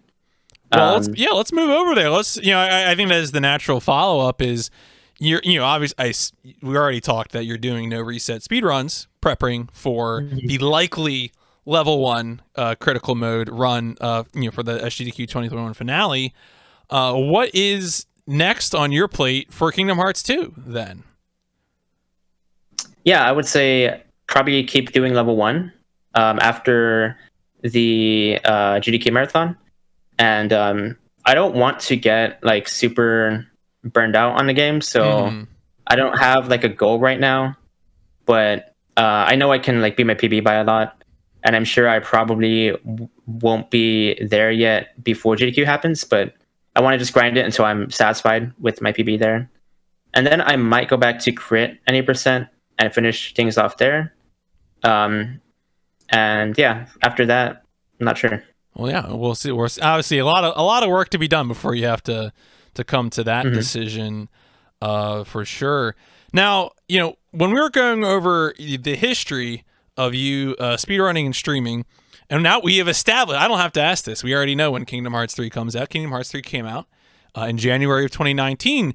When you're already speedrunning and streaming, what was that experience like? What was your approach to, being someone who's a Kingdom Hearts speedrunner? 3 comes out. How do you handle that? The way I handled it was I got it like the minute it launched in JP, because it came out in Japan like a day before, maybe a week before actually. So I just did a full playthrough. I did like a 24-hour stream of just a full game. And then after that, I did like a run just without any route or anything. I just tried to beat the game as fast as I could, because I like to just like jump into a run without any knowledge or anything. I think it's pretty fun. So I did that for KH3, and then more and more things were discovered, and we learned. Like I was a part of the process for optimizing the game at the beginning, and yeah, it was a crazy time because like a lot of really big mainstream streamers were playing the game too, and a lot of speedrunners were just getting like insane viewership right when it launched. So it was crazy. Now, so would you ultimately say that your experience with this, with a new game in the series that you are most involved in, would that end up being a good thing? Was there anything that you would change about that? No, I think it was fine. Yeah, if anything, I probably wish I had like maybe made more videos about it or something. I wasn't really prepared for, like, all I did was just stream every day and do attempts. So I feel like I probably should have taken advantage of it more. But yeah, I got to do a GDQ run with Mist and Crispy, and that was a really fun time. Yeah, I wanted to ask, but that was one of the VODs that you shared with me. What this is something I'm curious about, because I'm so used to the GDQ submission process being very, very solitary, and so I've never done a co-op or relay submission before. Where did the idea come together to present that as a co-op? I mean, I assume it was submitted as a relay. Is that correct? That it was submitted as, okay. It was. Yeah. How did that come together? So around that time, I was pretty sure that K3 would be accepted because it was a brand new game, and like everyone is super hyped about the game, and the run was looking to be pretty fun. So back when KH2 was first shown off, in 2015, it was a co-op with Bloody Biscuit, and Terrizzle, or Real Peace Now, and they did a 3-person co-op the same way. So when KH3 came out, I was like, okay, what if I approach Crispy and Mist, and we just do the same thing for KH3, and then that way, I think it was the first time that it was the first time for me and Crispy to be at GDQ, and Mist had already been there, but it was really cool to just share that experience with them, as opposed to only one of us being able to show it off. No, and it seemed like it went really well, and I imagine too it was kind of fun to switch around as well. It can, the runs that I've done 2 sort of GDQ stage runs, but both of those are like sub-hour, and I can only imagine that like the level of focus, the intensity of the experience, it could be a bit much after a while, and getting up and changing seats and having a different person play. Now, of course, you were the one who finished it out, right? You were I recall, the end one. But no, that's really neat. And it's a good way to do things, and I'm glad you did that. Now, what long term is Kingdom Hearts 3 a game that it seems like from looking at your SEC profile, it is less a game that has stuck around in your repertoire. Do you think you'll ever go back to it, or was it just sort of you got in for the excitement in the early game, and it's probably not going to be a workhorse for you? I might go back to it eventually because it is a really cool run. It's really unique now because the movement in that game is even more important than KH1. Like a lot of the game is based on movement, and the routing too is really crazy. And there's also like a glitch that you can do towards the end where you like level grind a lot. Yeah, it's a cool run. I might go back to it eventually, especially now that PC is a thing because the PC version of KH3 is really good. Okay. Yeah, so I might go back to it. It's a cool game. Cool. No, I'm glad to hear it because I will probably be playing it. I imagine probably sometime later this year. I have a whole my stream where I let people vote on games, and my wife has committed me to playing Kingdom Hearts 3 at some point on stream this year. So that's probably going to happen. I'm sure I'll have a fun time. The more I've played those games, the more I've enjoyed them. So I'm looking forward to that whenever that happens. I want to ask a few lighthearted Kingdom Hearts questions. I already asked you about the Roxas prologue, but I want to ask: do you have a favorite Kingdom Hearts world? You can answer this from multiple perspectives. Just casually or speedrunning. You got a favorite world? Yeah, mine I would say is Hollow Bastion. Hollow Bastion, yeah. In particular, the version in Kingdom Hearts 1, I think is super cool. Like just the I can't think of the word, but just like the way it looks in that game, it's a lot darker and it feels a lot more mysterious. You explore more of the castle in that game, and then the beginning of the world, you lose your Keyblade, which I think is a really neat concept that they didn't really bring back much. Yeah, it was just a really cool world. What about a favorite boss? Do you have a favorite fight that you would point to in the Kingdom Hearts series? I think I would say the Data Shion fight from Kingdom Hearts 3. And also Roxas from Kingdom Hearts 2. I think they're both really cool because you fight another Keyblade wielder. And I just think that whole concept is really cool. And the fights themselves look really cool when you fight them. Is the Roxas one and 2? Is that when you first show up to the world that never was? Am I thinking of the right thing? Yeah. Yeah. Okay. Yeah. I got a little tilted at that one, but I got through it. Don't worry. Yeah. But no, that was certainly visually, aesthetically, very, very cool. All right, I'm glad I got those fun ones in here. Of course, if you have any more fun questions, so right now we're gonna wind things down a little bit. I have some sort of questions to end the formal script. Once we get through that, I will be happy to take questions from chat. Speedrunning questions, gaming questions. If you're sitting there, think about them. Put them in the chat, in a little bit. One of the things that I like to do for this interview series is get a question from my previous guest and hand it off to my next guest, and so forth and so on. I think I'd already mentioned that last week's guest was Gauss Rennie, and she had this question for my next guest, which is, how do you manage anger and frustration when speedrunning? Do you think there is a best mentality to have for dealing with those feelings? Yeah, this one kind of applies to me recently because the past couple weeks I had been getting kind of tilted at the game because I think because I was like derusting, I kind of had an expectation of like, oh, I should be doing a lot better than I am because I haven't done the category in a while. So I would get a little, and also just dying and using like 4 minutes is really tilting. But I think the best way that I've been handling it is just doing no reset runs even after dying, because it's really hard to push through like the next couple minutes when you're just thinking about how the run's dead. But after that, you just get to chill and finish off the run. And I think resetting kind of hurts because if you are really tilted and then you reset, I feel like it's hard for me to go into the next run like with the clear minds. Usually I'll go into the next run and still be tilted, and then I'll mess at the beginning, and then I'll keep resetting, and it's just like an endless cycle. So I think just doing a no reset run sometimes can help with that a lot.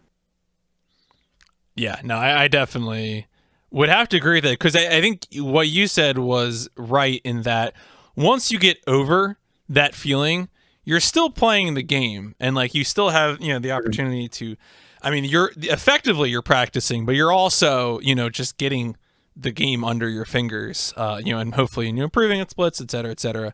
So no, I definitely, I think that's a great way to deal with it. Now that does mean that I do need from you a question for my next guest. Next guest is a speedrunner. I'm not going to tell you who it is. Question doesn't have to be about speedrunning. I've had music questions, food questions, various things. Do you have a question that you would want to hand off to my next guest? All right, let me think. Take a minute. Take a minute.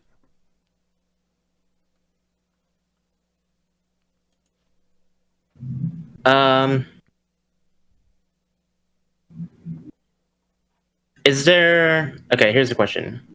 Is there a particular year or like era of speedrunning that you wish you were a part of in the past? I think that's my question. I'm going to be very curious about that. So the thing I always do here is I always spoil who my next guest is, and you might I don't know how much crossover there is between Kingdom Hearts and Resident Evil. My next guest is a Resident Evil runner, and so I'm curious to see what she'll have to say, because I think that will be interesting. Because I don't have I feel like I recognized a lot of the names that you mentioned in terms of other Kingdom Hearts runners. Mistmaster I've certainly seen around, etc. But like I have no grasp of Resident Evil speedrun history, so I'm definitely curious to see if she'll have an answer for that. That'll be exciting. That'll be good stuff. Turning back to the future, though, are there upcoming future games that you're keeping an eye on, that you're excited to play? What are upcoming releases that you're interested in? I would say Final Fantasy 16, actually. Yeah, that one is a game that I'm excited for. Better than that, Breath of the Wild 2, I'm really excited for. I actually haven't played the original yet. Oh, you're not okay. So you haven't played Breath of the Wild? I mean, that's a highly rated game. Yeah, I'm gonna go over it eventually, and just from the trailers of Breath of the Wild 2, it seems more like dark, and I always enjoyed like Majora's Mask and Twilight Princess, which are like darker Zelda games. So yeah, I'm excited for that game. No, that's wait a second. I had a follow-up question on the first game you mentioned, and I've completely blanked on the first game. What was the first game you mentioned? Oh, Final Fantasy 16. Yes. Do you feel like 16 is the game to make you get a PS5, or would you see yourself getting a PS5 beforehand? No, I think that'll be it. Yeah, like the only other thing is the Yuffie DLC for Final Fantasy 7. Like that almost makes me want to get a PS5, but it's just not worth it to me right now because of how expensive and hard it is to get. Oh yeah, hard it is to get. Yeah. Have you played Remake? Yeah, okay. Yeah, I really like that game. Yeah, no, that's I'm not quite like a action RPG aficionado, but I love Final Fantasy 7, and I love the way that they handled all of the art, characters, everything about that game. So I am excited for the future of that. So no, that'll definitely be. I'm curious. We're going to get an announcement of another full chunk of that game. If that probably maybe that's post 16, but yeah, who knows? Yeah, I hope they release part 2 like relatively soon. Yeah, I would just love information about it. Like just give me some, especially a sense of the scope, because I think the Midgar we could all kind of like imagine it's a reasonably self-contained space, and I was happy to just tromp around Midgar for 20 plus hours. That was fine by me, but definitely to see how they handle is there going to be a world map, is it just going to be more linear, or what whatever the case might be. I'm definitely curious about. Next up, I want to ask, who are people in the speedrunning community in Kingdom Hearts maybe that you'd want to shout out, that you feel like, because I mean you certainly have mentioned some people I think folks are already aware of, but and you can certainly shout them out, but are there other runners too that you'd want to highlight, saying, hey, more people should be watching these folks? Yeah, I can think of Ace Lord. He does a lot of randomizer, but he also has been running I think Cage 2 and Cage 1. He's a really cool guy. I think it might be a stored with an underscore at the end. I'm not quite sure. And then there's Thar_C1. He's a really cool guy. He runs Cage2. And I'm trying to think of like people who more do speedruns other than Randomizer, because there's a lot of Randomizer players out there. But I mean, that's almost a meme unto itself, is the speedrunner who becomes a randomizer player. I feel like when Link to the Past really took the world by storm as a randomizer, there was a lot of retired speedrunners randomizing. Yeah, and then let me think. So there's Violent Asar, which you mentioned, and then there's I Sadin. He does randomizer mostly, but he's still just a really cool dude. Yeah, and then Crystal Crown is a really, really good runner for Cage2. It's about all I can think of right now. A lot of the newer runners went to randomizer, so it's hard to think of many people doing it right now. I mean, that's fair. That's extremely fair. I mean, if that's where the community is too, like, that makes sense. Yeah, I think it's interesting always to see the extent to which. I know some people very explicitly value being able to be part of a large community, when they're doing whatever, what it is they're doing. And so, if that's where the activity is, that's where folks might end up. And, that seems pretty normal. Now, if folks are looking for your stuff, where should they be looking? Twitch and YouTube, mainly. I have a Twitter too, but, upload 2 videos a week on YouTube, and then I try to stream every day on Twitch. It's mostly every day. And then Twitter, I don't tweet a whole lot. Sometimes I do, but it's whatever if you want to follow me there. Cool. Now, if you're here with us live, I've just damn it, I forgot to edit part of that. Why does that still say? That's weird. All right, well, that's my fault. The bot coughed up the wrong name. The links are right, but the name is wrong. Good job, me. This is what I get for programming my own bot, is that I always forget about some things. All right, I'm gonna fix this right now, live coding. There you go. And so now. There you go. Nice. There you go. I mean, the links, again, I did get the links right. I just forgot to edit the other part, of course. If you're listening to this after the fact on your preferred podcasting platform or YouTube, the links will be available in the show notes. So here with us live or after the fact, you can click on those links, do all the following and subscribing as necessary. And this about wraps up the formal part of the script before we get to the Q&A. Before we go to the Q&A, I do need one more thing from you, which is that I'm going to use a cheesy catchphrase like, let's boost on out of here. And when I say that, I need you to give me your best rocket engine noise. Okay. Excellent. All right. Folks, I can do it. Thank you so much for listening. Let's boost on out of here.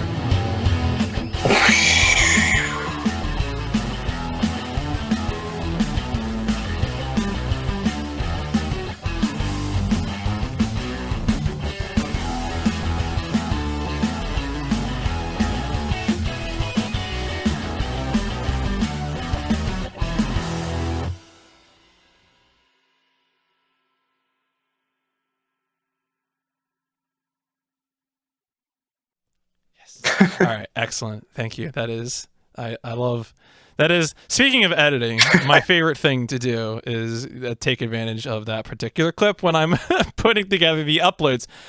Folks, if you got questions for Ninten, now is the time for the questions.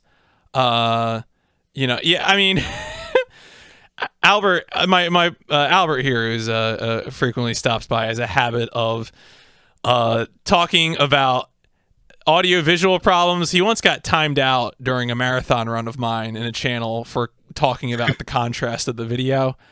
And so I purged a comment of his early in the podcast because like I think there might be like a slight bit of delay on the video audio on your end, but it wasn't very much at all. So I was like, whatever, I'm not gonna fuss about it. But I was curious. Do you think there are other Kingdom Hearts runners that would be very good podcast guests? Just doing my work for me. Who would you recommend as a podcast guest? Yeah, I would say a Violin for sure. He would be a great guest. Him, and then I would say I started Ace Lord. Pretty much the people I shouted out. Okay, cool. It would be really good. Yeah. Yeah, I hate to phrase it that way, like during the proper script, because obviously I want to bring attention to people regardless of whether they are, super into presenting themselves streaming. That's as I mentioned before, speedrunning doesn't necessarily require being an entertainment personality. I mean, speedrunning doesn't require it, and so I want to be respective of the full spectrum of speedrun stuff. Oh, here we go. Do you have a favorite in-person speedrunning marathon of a smaller size? This is a great question because I find more of these events are happening. The events that are smaller than your GDQ or your ESA. Have you gone to any? Do you have a favorite one?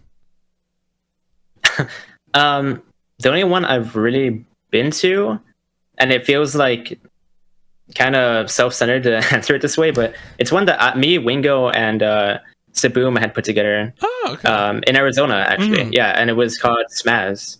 And that was a really fun time. We got like a small venue with a connection that Saboom had. And we had like 20 people over. We streamed it for 2 days. It was a really fun time. No, that sounds really, and that's a neat one too, because I feel like you see that kind of format. I before I got into watching speedrunning, I used to watch a lot of fighting game stuff, like in the early like Marvel 3 and Street Fighter and that kind of thing. And there's definitely a lot of like fighting game houses that you would get streams from where everyone's just stepping over everyone else. Not to say that that's what conditions are like for Smash, but taking advantage of that regional connection is very cool. Yeah, no, it was awesome. Speaking of now, also, how is it? I've been reading a lot of national news that's very concerning about heat on the West Coast. Hopefully, everything's okay out where you are in the western area of the country. No, yeah, it's just there's been fires here. I know. I haven't been reading the news that much, but I think there's always fires around a certain part of the year in Arizona, and then the heat is just something I'm used to. Over here, it gets to like over 110s easily every day in the summer. So it's just really hot over here. Yeah. No, certainly that is a thing to be concerned about. Alfred is reading the same headlines that I have, and I don't know. We could fall down a real pit of climate doomerism, but that is probably beyond the scope of a speedrun interview podcast. I'm just looking back right now through the script to see if there's anything that I missed. Certainly, folks, if you have any questions that you want to poke Ninten about, happy to take those. Let me just see if I missed anything.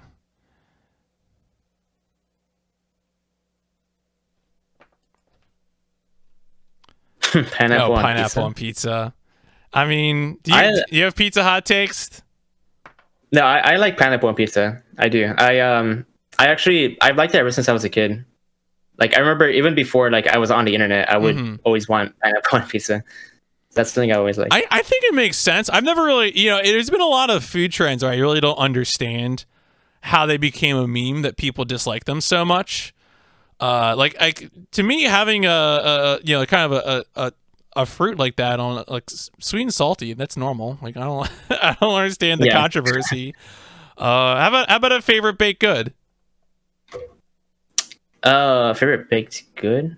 Probably. I'd say brownies, I think. Yeah. Oh yeah, here we go. This is always a good Q&A style question. I like to do this too when I know people have pets. Are you able to share the cat's name, and is there any sort of origin story for the cat? The origin story, I've had her for a long time, for like 14 years, around there, ever since I was a kid. Her name is Pumpkin, because of her color, I think. But we didn't name her. She was already named that when we got her. But she's quite old now. Well, I feel like with pets, it's always just sort of the satisfaction of giving the pet that good pet life, helping them live to their best destiny, as as a cat or whatever other sort of pet you might be dealing with. Have you always been a cat person? Is that something you've grown up with, or is that a more recent addition? No, I've always been a cat person. I started like dogs more as of late, though. Do you have a dog, or? No. Okay. My girlfriend has a dog, okay. and her pugs are pretty nice. And yeah, I don't know. I never had pets growing up, and so I've now for over a year now been living with a dog, and it's been a good thing. I've actually had a lot of joy out of sharing the household with the dogs. I'm glad to hear that. We are on Kingdom Hearts, so I should have asked this earlier. Were you a big Disney kid? Are you into Disney generally still? I like a lot of Disney stuff. Like I watch a new Disney movie whenever it comes out, or like a new Pixar movie. And I used to go to Disneyland a lot when I was a kid. Like every year, it was like a family vacation type of thing. So yeah, I really like Disney. I wasn't like a huge fan. Like I don't have a lot of merch or anything, but I do like Disney. Do you have a favorite Disney movie? Probably. It's a hard one. I really liked Moana when it came out. I like the Pixar is Disney, right? Or I think so, because it's DreamWorks that isn't. I think you're right though. I think it's a subsidiary of Disney. Yeah. Okay. Yeah. So I like Soul from Pixar, and that's a recent movie. That one's really good. Yeah, and I like Ratatouille. I'm not sure if I can pick a favorite. Have you ever played the Ratatouille video game? I did actually. Yeah, okay. when I was yeah, I remember. I have a weird story about that. I remember when I was really young, I played it, and there was like a weird collectible that you get in every level, I think. And there was like one collectible that I was missing, and like we looked it up online, and there was no, like, all the guides said where it was, and when I went there, it wasn't there. So I just figured the game had like glitched somehow, and and just gave up on it. Oh man, that's fun. I hear about that every once in a while, just because that game has grappling hooks, and I'm very much into the Just Cause series, which is like grappling hook, the video games. So it's always funny to hear that one come up. My part of my experience playing Kingdom Hearts is that I've relatively seen so few Disney movies that I get to some world and I'm like, who are all these characters? and everyone's like, what do you mean you haven't seen Disney's Hercules? Like, what? Everyone's really mad at me. Has it been the case for you that you've generally seen the film, like when you had played the game? No, there were a couple I hadn't. Okay. Like a lot of the older, like classic films from Disney, I hadn't seen until maybe last year. Like Mulan, I hadn't seen for a while, and also Beauty and the Beast, and I think Hercules too. I hadn't seen until and actually I watched Lion King when I was like really young, but I forgot most of it, and I hadn't seen it again until like last year. I wonder how accurately I remember Lion King, because I definitely have not seen it since I was a kid. Like Aladdin and Lion King are probably the big two for me as a child, like the ones I did actually see, where I didn't see a lot of others. I'd be curious how much of that film I actually remember, if it comes to it. Now, okay, so I see here in chat this is my spouse that I've been mentioning, and and have you seen Frozen? Because I understand Frozen is a world in 3, right? Is that correct? Is that? Oh yeah. Okay. Yeah. Have you seen Frozen? Yes. Okay. All right. I apparently I have to see Frozen before I play 3, so I was checking in on that. Probably should, yeah. Okay, that's very fair. It's I think the game actually kind of spoils the movies, if I remember correctly. Oh yeah. Like if you play K3 without watching Tangled or Frozen, you probably get somewhat spoiled on the movie. Oh, there's a funny question. Well, a related. So, do you have any hot takes about that live action Disney trend that they were doing? Was that a good thing or a bad thing, or? I mean, they're still doing it, right? Are they still doing it? I wasn't sure if the pandemic had put a stop to it. No, they're making a like a live action Snow White, I think. Yeah. Oh, and okay. yeah. Oh yeah, that's right, isn't it? Yeah. Okay. I think that it's silly that they like. It seems that they're saying that like live action is inherently a good thing for like translating the movies, but I feel like they could have just made it like CGI and not went for a realistic look and just kind of made it like how Tangled and Frozen are, where it's like it's just like an animated CGI movie. And I feel like they could have just done it that way and it would be a lot better. Oh man, Kimochi just reminded me that we live in this world where we're constantly getting like villain prequel movies, which is just strange. Yeah. Like I can't believe there's a Gaston movie coming, which just seems bizarre to me. I will say though, the new the Cruella film. Yeah, that is a good movie. I recommend. That's good. Okay. I mean, there's a lot of people making fun of that Cruella's mother's death scene, but I had heard that the movie was actually okay outside of that. Yeah, I think it's a good movie. I thought it was fun. Yeah, and people have said Maleficent is good, so I mean I don't know. You could probably convince me that Angelina Jolie does a good job. I'm not going to be too surprised by that. I everything I've seen with her has always been like just good enough. So I believe that for sure. How about a favorite animated TV show? Do you have any favorite? Do you get in? I mean, you can broaden that to anime at your own peril. I don't know if you watch any anime, but yeah, I watch anime. Okay. One of my favorite anime is Gurren Lagann. Good answer. That's a good answer. Yeah. I like that one. That is all right. Well, I mean, we're in the Q&A, so I'll inject myself into the program. The other podcast that I do is a mecha anime podcast, and we did cover Gurren Lagann on that. Oh, so I mean, I like that show. One of my buddies likes that show even more than I do. So we really love Gurren Lagann. We actually just wrapped up watching the 90s Giant Robo OVA. I don't know.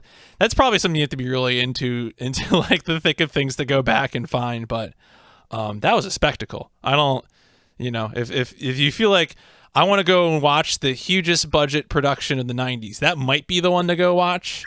So that's definitely a hearty recommendation. Wait, Giant Robo? Giant Robo, yeah. I can go grab so Giant Robo refers to a few things.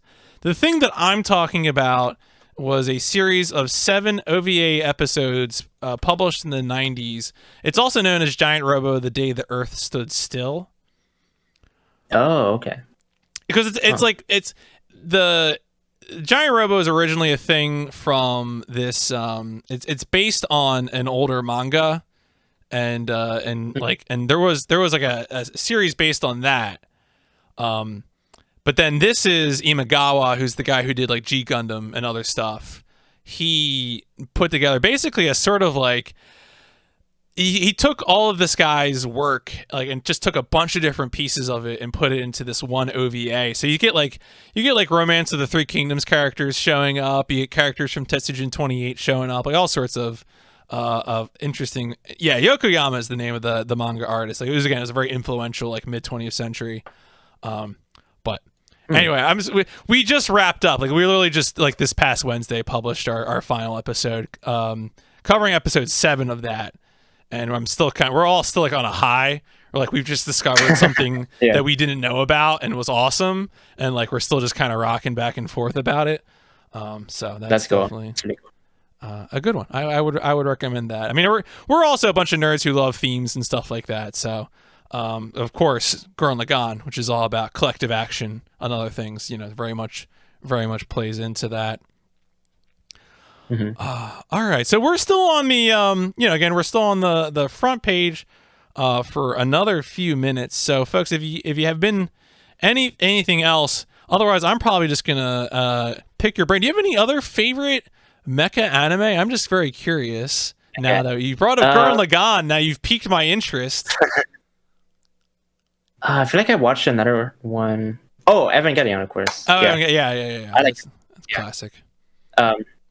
Yeah, actually, I really like that show because I think a lot of my friends don't like that anime. It's the best it can be. Yeah, I like it. I don't watch other mecha anime really, but other anime movies that I've seen that I really like are Koe no Katachi. What was the show again? Koe no Katachi. It's a movie. It's a really good anime movie.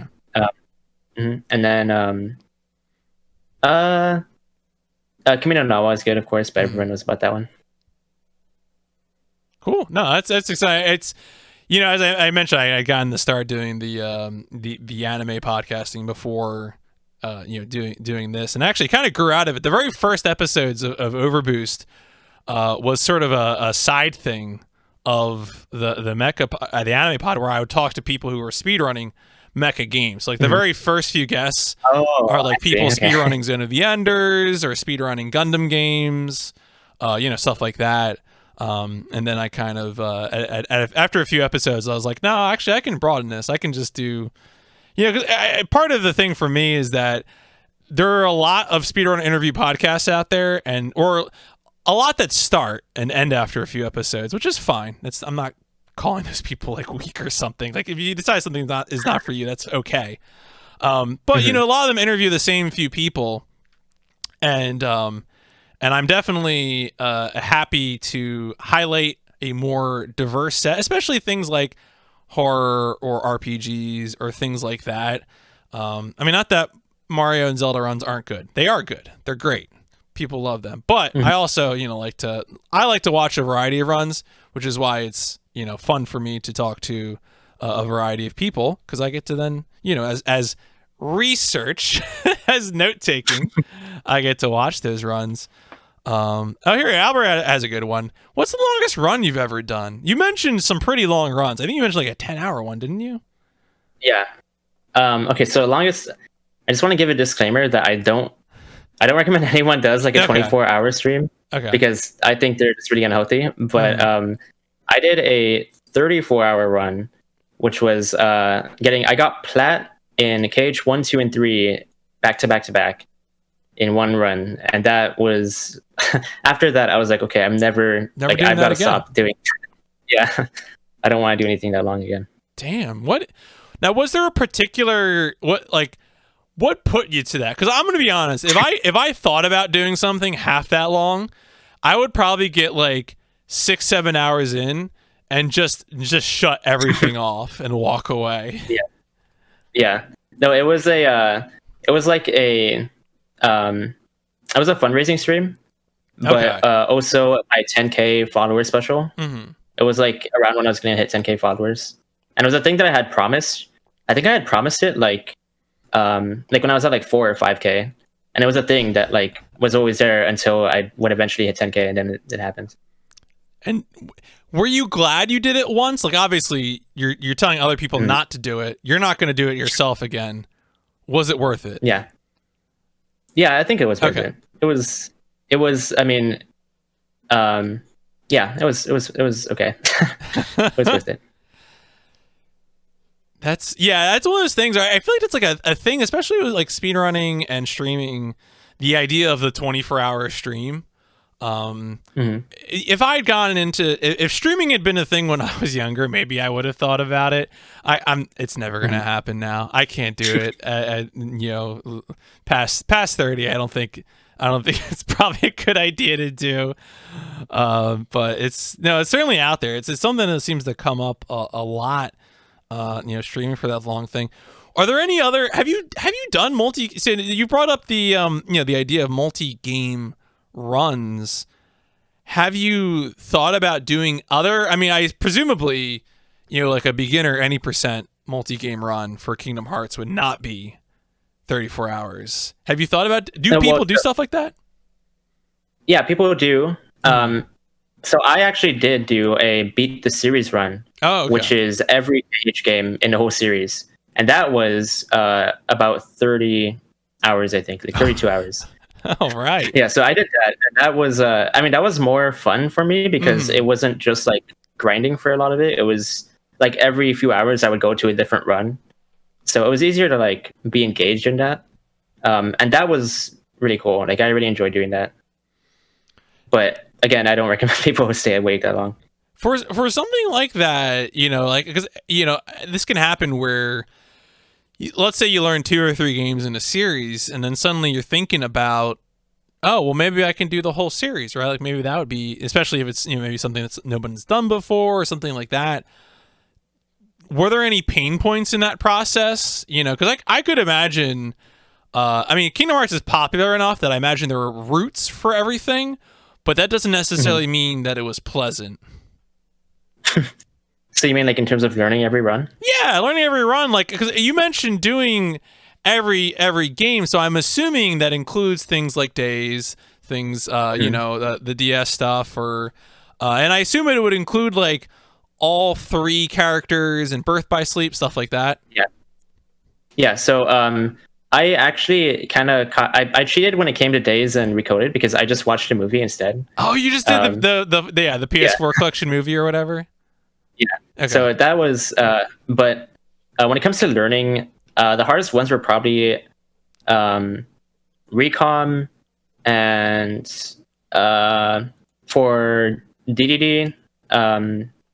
The games that aren't run as much, they don't have as many like beginner-friendly guides. So they were harder to learn because I had to do a lot more like asking around or just like watching record and trying to do that. So. Yeah, but for KH1, 2, and 3, if you want to get into Kingdom Hearts running, I would say KH1 is a really good one because there's like a lot of guys everywhere, and there's a lot of new runners all the time that are learning the game, and a lot of the more experienced runners are happy to help out. Yeah, I mean, it's always such a blessing when it comes to, to speedrunning a popular game with an established speedrunning community, is that you have those dedicated resources to help you learning the game. I'm the sort of person who usually is a hermit that just sort of like happens upon abandoned runs or games that have never been run. But like I once learned Vice City, which was just like a wildly different experience because a runner named English Ben had a fantastic set of video tutorials, and I could just work through those, and it wasn't just like someone made a run 5 years ago with no commentary. Good luck. Yeah. So, have you ever done anything? Have you done any? And I know you mentioned doing challenge runs. Have you done any tutorial stuff yourself? Yeah, I made some old tutorials back in like 2018 for KH2, for beginner any percent and crit any percent, and they're pretty outdated now. But what I did when I made them was I included a lot of strats that were slower but good for the beginner to learn. So like beginner friendly strats, and so I still point people to those videos because I think they are still useful if you're trying to get into the game at least.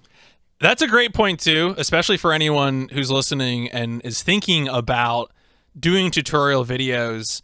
It can often be the case where the strats at the top level aren't the best idea to pick up right away. One of the most impressive speedrun tutorials I've ever seen was Brian Otto's Titanfall 2, like the first level tutorial, where he would actually go through each segment 3 times with a beginner strat, an intermediate strat, and the top level strat. And it was really crazy because you got all this information. You could do the beginner strats and see what the later strats were, try them if you wanted. Obviously that's a lot of work. It's a lot of editing work and recording work, but it was super cool. My final question for you is, who should I raid when we finish this in a minute? I need to go to my following here. Of course, we're a lot of our viewers are embed viewers. If you're an embed viewer, come in and say hi. Come into the stream, the Speedrun podcast stream, and join us for the raid. I never know how many people are actually going to end up in the raid, but I do it every time because I love gambling. And that's not true. Let's see.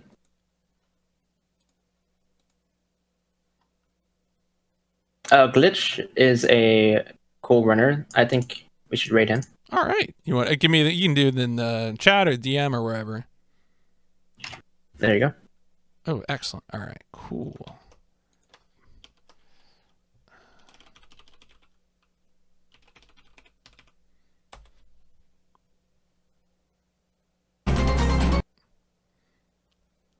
Oh, all right. Well, we'll have to give him the treatment. So, all right. Yeah. Hopefully they're glitches. Anyway, let me cue this up and get that going. Ninten, thank you so much for giving me all this time. I really, really appreciate you taking the time to just answer my questions and hang out. Yeah, no, I appreciate the invite. I think you do a really cool podcast here. Thank you. It's really cool that there's like the fact that your podcast has been going for so long too. And you keep having new guests every time. That's really they're keeping not something more, you see. They're keeping more cool stories. Like there's just so many people out there in speedrunning doing things on so many levels, and I'm just always happy to find more. However I can. So, but again, thank you. Best of luck. I'll certainly be rooting and watching during SGDQ. But I think I got the raid queued up, so I better go ahead and do that. And I will let you out of the call. Thank you again. Have a good night. Yeah, you too.